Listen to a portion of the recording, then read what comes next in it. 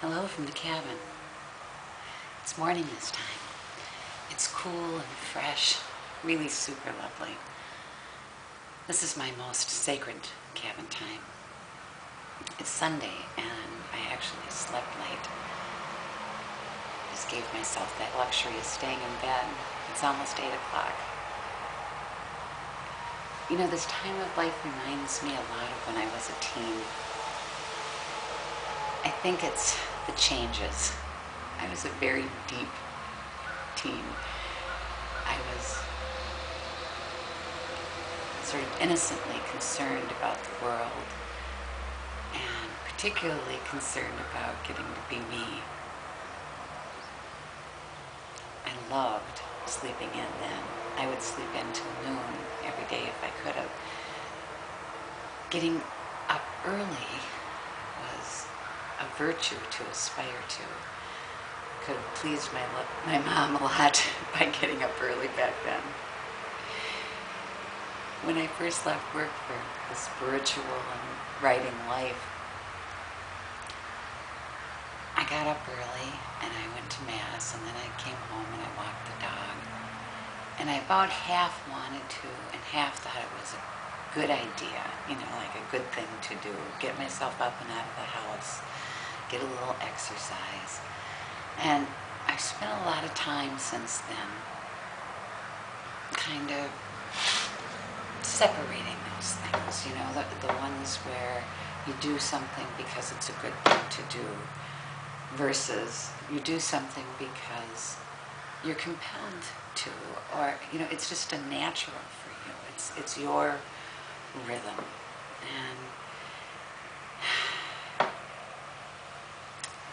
And like one thing I did, one year I took a retreat out here.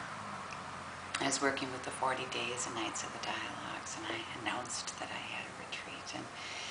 And the next year when I went to do it again, I knew it wasn't a good idea for me to announce a retreat. It had that element of, doing something good in it.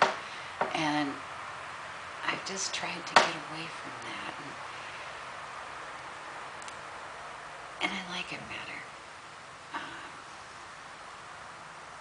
Another thing that I started doing, not to be good at it, was painting.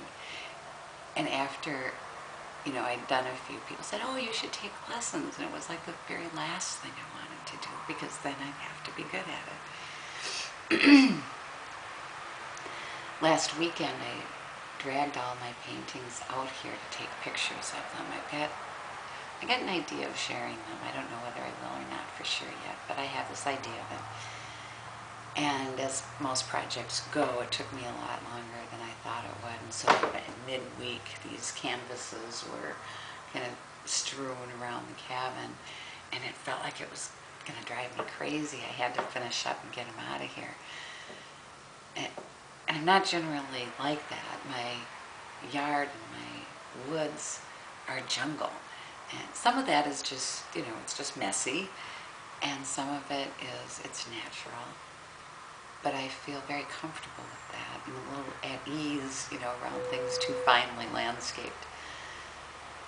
So I had to get those pictures out of here. And the thought in my mind was, I've got to keep it simple. I've got to keep this place a place set apart from the clutter and the obligations. And when I started thinking that, I remembered this place in the Course of Love where Jesus talks about that place in your heart that you set aside, how that's the place you have to freely give. And so I started that kind of wondering, you do about, are these feelings that I have, a little off? Should I be feeling differently than I do? So I thought that I should I wanted to find that passage in A Course of Love and see what it said. So I did, and I'll share that with you.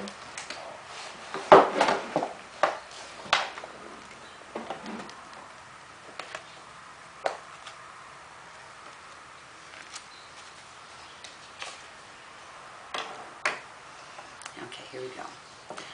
The harsh realities of the world may claim your body and your time, but this one piece of yourself that you have set aside, you allow it not to claim. This piece is held within your heart. This is the piece that screams never to that which would beat you down. Life is seen as a constant taking away, and this, you claim, will never be taken from you. For those whose lives are threatened, it is called the will to live. For those whose identity is threatened, it's called the cry of the individual. For others, it is the call to create, and for still others, the call to love. Some will not give up hope to cynicism. Others label it ethics, morals, values, and say, this is the line I will never cross. It's the cry that says, I will not sell my soul. Rejoice that there is something in this world that you will not argue with, something you hold sacrosanct. This is yourself. Yet this self that you hold so dear that you will never let it go is precisely what you must be willing to freely give away. Now I get that, and I don't. I think it's called living with the paradox.